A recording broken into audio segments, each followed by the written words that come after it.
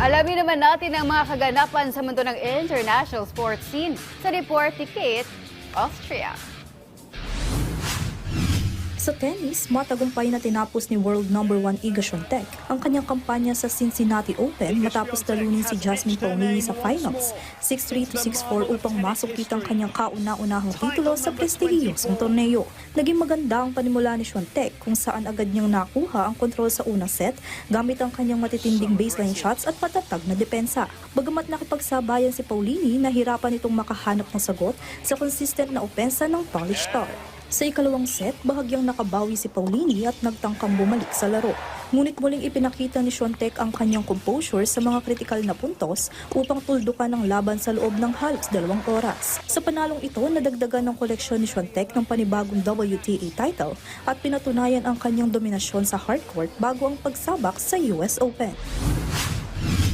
Sa balitang basketball naman, magandang balita para sa Slovenian basketball fans. 2 araw lamang matapos magtamo ng right knee injury scare si Luka Doncic, kinumpirma ng Basketball Federation of Slovenia sa kanilang social media post nitong Lunes na makakalaro ng muli ang kanilang star guard. Nangyari ang insidente sa kanilang exhibition game kontra Latvia nitong Sabado nang aksidenteng babagsakan ng kakampi na si Gregor Rovat ang kanang tuhod ni Doncic. Agad itong napangiwi sa sakit habang hawak ang kanyang kanang tuhod at agarang nag-request ng substitution. Gayunpaman, nakabalik din siya sa bench kalaunan na nagbigay ng ginhawa sa kanyang mga taga-suporta.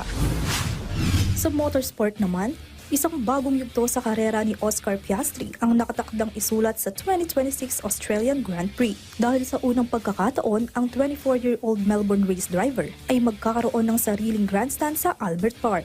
Isang bihirang parangal na iginagawad lamang sa mga nangungunang Australian F1 drivers. Si Piastri ay kasalukuyang nangunguna sa F1 Championship standings na may 284 points at 12 podium finishes matapos ang 14 na karera.